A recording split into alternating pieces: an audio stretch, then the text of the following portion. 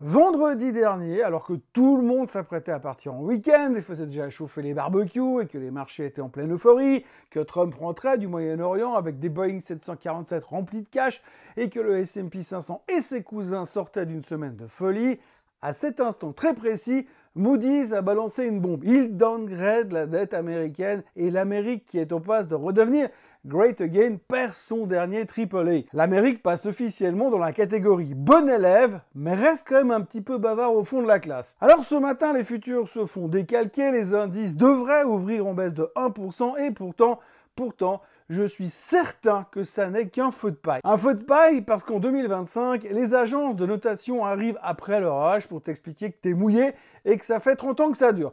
Alors dans cette vidéo, je vais vous expliquer pourquoi ce downgrade n'est qu'un détail dans un film qu'on a déjà vu. Sauf que cette fois, dans le casting, il y a Trump, le budget qui explose, les banques qui reprennent des risques et on commence à faire des paris avec un gros hippo à côté d'une station-service. Ce matin, on va voir ensemble pourquoi tout le monde s'en fout de Moody's et pourquoi c'est peut-être pas une bonne nouvelle de déréguler les banques parce que c'est comme laisser un labrador tout seul dans une pièce avec un sac plein de croquettes. Bienvenue dans ce Morning Bull Live, nous sommes le 19 mai et je suis Thomas Veillet.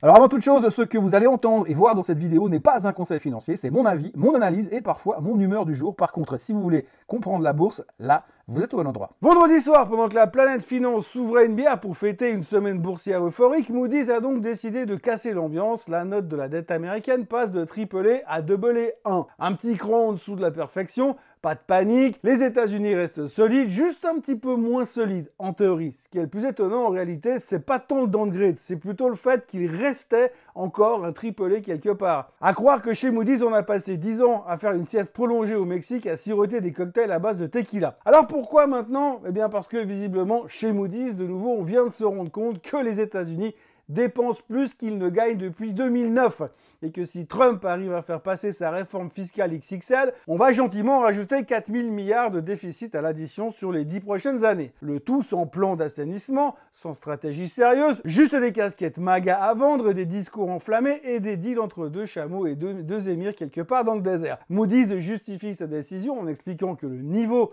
de charge de la dette devient intenable par rapport aux standards des autres pays AAA. Traduction, les États-Unis vont avoir de plus en plus de mal à payer leurs intérêts sans vendre un rein ou potentiellement les deux. Et c'est à cet instant très précis que je me lève et que je dis stop! Non, parce qu'avant de hurler à la mort et d'appeler le 911 pour qu'ils viennent nous sauver, la plupart des gens oublient quand même que les agences de notation ne prédisent rien. Elles arrivent après la bataille, relisent le rapport d'autopsie et annoncent que le patient est mort. Ces gars-là sont des chroniqueurs du présent et pas des devins du futur. Et à ce petit jeu-là, leur taux de précision est équivalent à celui d'un sniper aveugle et complètement bourré sur une cible mobile à 1400 mètres par grand vent. Et maintenant, devinez qui a réagi à tout ça. Trump, évidemment, avec sa délicatesse habituelle. Il a sous-entendu que chez Moody's, on lui en veut personnellement et donc c'est pas de sa faute. Mais il y a aussi Scott Bessent, son nouveau secrétaire au Trésor, ex-hedge fund manager qui sait à peu près de quoi il parle quand on cause finance, downgrade, upgrade et rating à 2 balles. Bessent est donc monté au créneau dimanche matin sur NBC pour nous expliquer que les agences de notation sont des indicateurs retardés.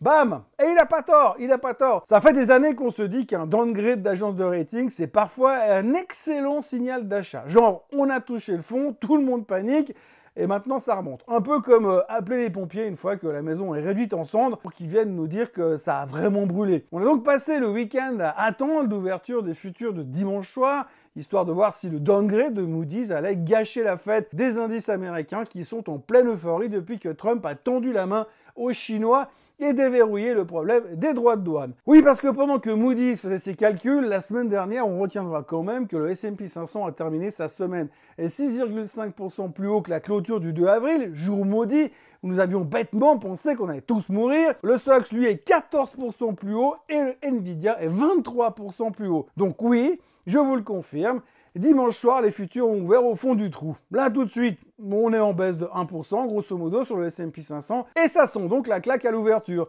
Mais en même temps, qu'y a-t-il de nouveau dans cette histoire? Est-ce que cette baisse de notes est une surprise? Absolument pas. Est-ce que ça change quelque chose à court terme? Probablement pas non plus. Et pourtant, c'est le genre de signal faible qu'on ne devrait pas balayer d'un revers de main. Parce que derrière ce coup de tampon, il y a une réalité qui pue le gasoil. Dette record, déficit hors de contrôle, incertitude fiscale permanente, et même si Trump a ses torts, et Dieu sait qu'il en a, c'est pas non plus lui tout seul qui a mis l'Amérique dans ce foutoir budgétaire. Il est juste celui qui fait tourner la sono à fond, alors que le plancher du Titanic commence à prendre l'eau. Mais bon, encore une fois, les agences de rating font ce qu'elles font toujours. Elles crient au loup quand le loup est déjà assis dans le salon avec un mojito depuis plusieurs heures. Les marchés ont donc terminé la semaine dernière en feu d'artifice. Le S&P 500 remonte, le Nasdaq galope et les taureaux galopent à Wall Street comme si on venait de découvrir un gisement de pétrole sous la Maison Blanche. Tout le monde sourit, tout le monde y croit, et pendant que ça rigole fort dans les open space climatisés, une petite question commence à poindre à l'horizon.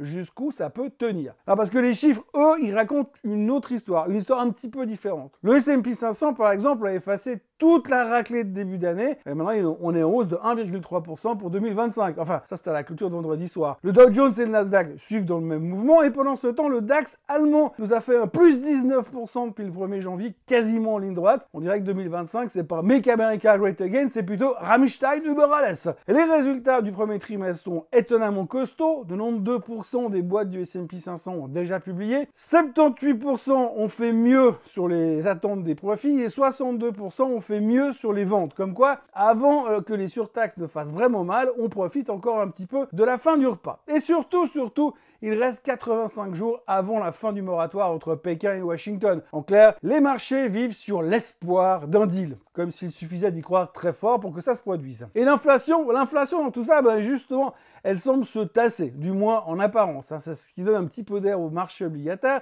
pendant que Jérôme Powell, lui, reste plus figé qu'une statue de cire sous l'ex-2000. Mais il y a un hic. En fait, non, il y en a plusieurs de hicks. Tout d'abord, la bourse devient franchement pas cadeau, relativement cher. Le PI du S&P 500, il y a un mois, c'était 18.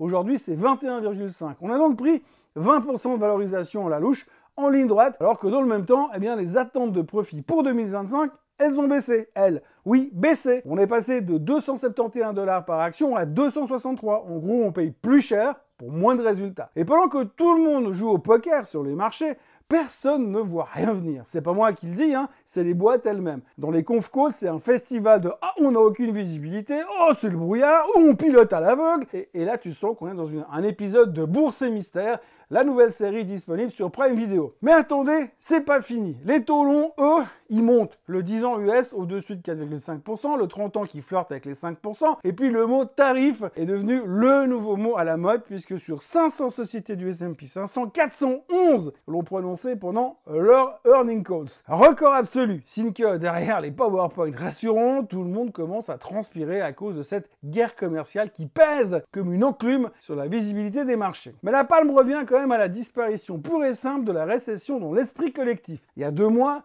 tout le monde en parlait comme l'Armageddon possible, et aujourd'hui, hop, un séjour à Genève, et plus personne n'y croit. Yardeni lui-même a lâché l'autre jour: quand il y a une récession, les pays plongent sous les 10. Là, aujourd'hui, on est à 21,5. Donc, pas du tout de crash qui est pricé à l'horizon. Et tout le monde a hoché la tête comme s'il venait de livrer l'étape de la loi, sauf que les valorisations sont étirées comme un élastique, la croissance des profits ralentit, les taux montent, le consommateur US est au bord de l'apnée, comme l'a montré l'indice de confiance de l'Université du Michigan vendredi dernier, le 2e plus mauvais score de l'histoire, et même Walmart, le roi de la marge microscopique, commence à parler de hausse des prix. Et cette semaine, on attend les chiffres de Home Depot, de Lowe's et de Target. Et s'ils commencent à tousser eux aussi, on saura que le feu couvre déjà sous la moquette. En résumé, les marchés s'envolent sur des espoirs, des deals qui ne sont pas encore signés, des promesses de désescalade, des chiffres moins pires que prévu. Mais les fondations sont quand même un tout petit peu branlantes. On dirait une maison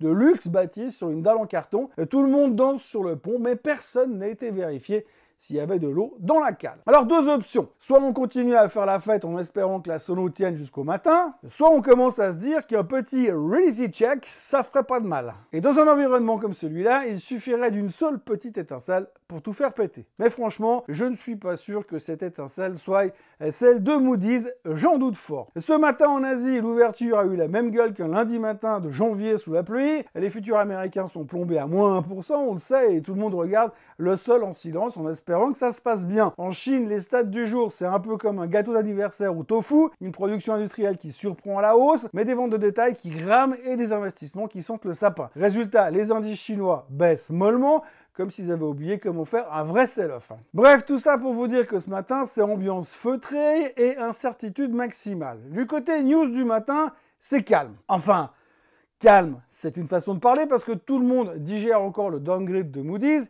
et pendant que les commentateurs radotent sur le AA1, un autre sujet bien plus croustillant commence à émerger et ça, il faut en parler. C'est la nouvelle idée de génie de l'administration Trump. Titre du film, dérégulons comme en 2006. Qu'est-ce qui pourrait mal se passer? Oui, les autorités s'apprêtent donc à saboter tranquillement la fameuse Supplementary Leverage Ratio, alias SLR. Cette règle, qui a été mise en place après la crise des subprimes, est censée éviter que les banques jouent au casino avec l'argent des clients. Mais voilà, visiblement, on a la mémoire courte. Mais en revanche, les banques, elles n'ont pas oublié. Elles râlent depuis 10 ans que cette règle les empêche de s'endetter comme des goresses sous prétexte qu'elles ont trop de bons du trésor. Traduction, on veut refaire 2007, mais sans le mauvais karma. Et Trump, lui, il écoute, parce que Trump, il adore faire plaisir à ses bons clients. Alors, plus de dettes, plus de trading, moins de régulation, plus de risques, on dirait le programme de printemps d'une banque d'affaires en mal de bonus pour l'année prochaine. Et l'idée derrière cette manœuvre, tout simplement faire baisser artificiellement le coût de la dette US. Comment? En autorisant les banques à racheter encore plus de treasuries sans devoir provisionner autant que ça. Plus de demandes, plus de facilité à emprunter, c'est la magie de la dérégulation au service du déficit abyssal. Mais attention, ça revient quand même à filer les clés de la cave à vin à un sommelier alcoolique. Parce que voilà, on vit une époque où les marchés sont plus nerveux qu'un trader sous Red Bull et où les fondamentaux sont aussi stables qu'un labrador de 8 semaines lâché dans un entrepôt de chez Royal Canin. Et c'est là que ça devient savoureux. On supprime les garde-fous, on aligne les bonus, on ouvre la voie aux produits structurés les plus douteux, comme des CDO sur la dette des clients Tesla avec leasing en souffrance, couplés à des futurs sur la météo à Verbier l'année prochaine. On rigole,